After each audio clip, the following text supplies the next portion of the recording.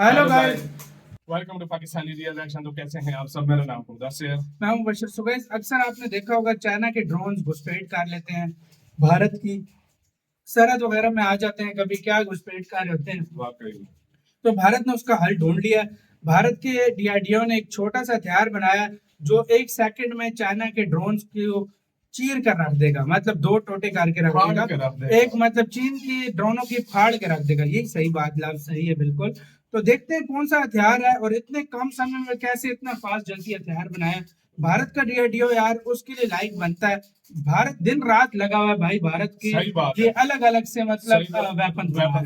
तो टेक्नोफीरिया का वीडियो का लिंक मिल जाएगा डिस्क्रिप्शन में। प्लीज इनका चैनल लाजमी सब्सक्राइब कीजिएगा।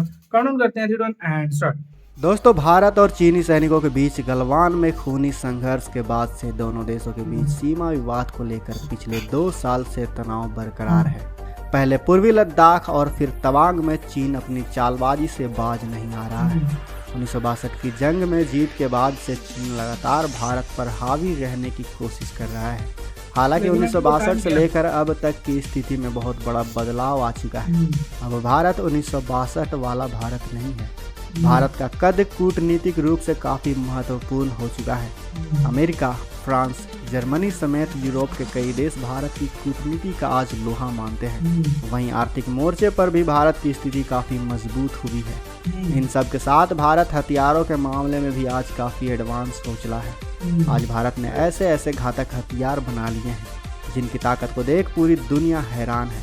और ऐसे में चीन के बढ़ते तनाव को देख पूरी दुनिया और भारत को भी लग रहा है कि चीन उस पर कभी भी हमला कर सकता है।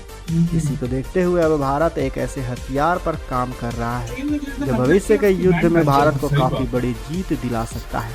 इस हथियार के दम पर भारतीय सेना चीन के एक नहीं बल्कि एक साथ कई लड़ाकू विमान और ड्रोन्स को मार गिरा सकेगा। जिस तरह से दूसरे विश्व युद्ध में जर्मनी की वायुसेना लड़ाकू विमान का इस्तेमाल कर शुरुआत में उसने काफ़ी सफलता हासिल की थी, उसी तरह अब भारत का भी चीन और पाकिस्तान के साथ कभी युद्ध होता है तो भारत अपने इस हथियार के दम पर दुश्मन देशों पर भारी तबाही ला सकता है। आपको पता होगा कि चीन सीमा पर हजारों की संख्या में एक साथ चलने वाले स्वार्म ड्रोन की तैनाती कर रहा है।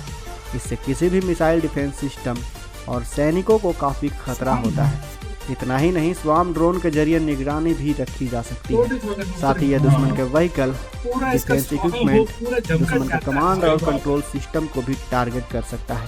स्वार्म ड्रोन सिस्टम में कई ड्रोन होते हैं जो आर्टिफिशियल इंटेलिजेंस से कंट्रोल स्टेशन के संपर्क में रहते हैं। साथ ही ये ड्रोन आपस में भी कम्युनिकेट करते हैं।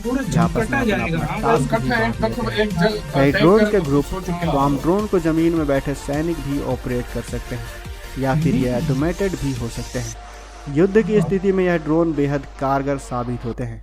इनसे सटीक जगह पर निशाना लगाया जा सकता है। साथ ही अनमैन्ड होने की वजह से इनसे ह्यूमन लॉस का खतरा काफी कम हो जाता है।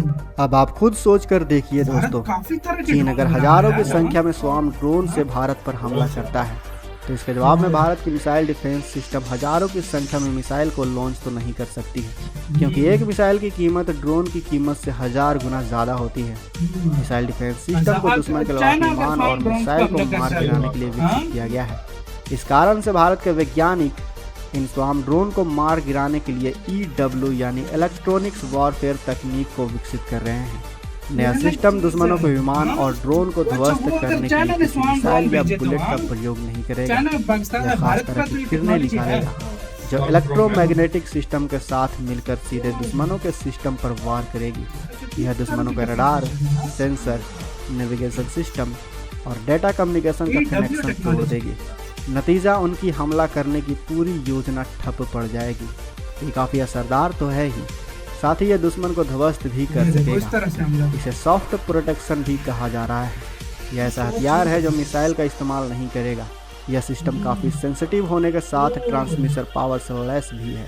इसीलिए यह एक समय में दुश्मनों के कई तरह के हमलों को समझने और उसे मात देने में सक्षम है।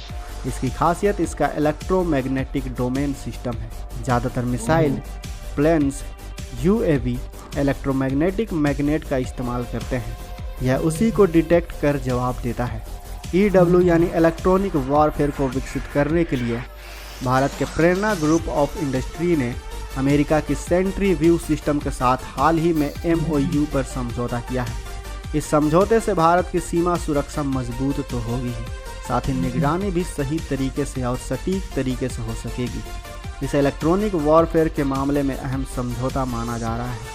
समय के साथ सेना की ज़रूरतें बदल रही हैं। अब पारंपरिक हथियार के बजाय drones, artificial intelligence, radar system, surveillance और अन्य आधुनिक हथियारों की मांग बढ़ रही है। भारत सरकार हथियारों के मामले में दूसरे देशों पर आत्मनिर्भरता को कम करना चाहता है।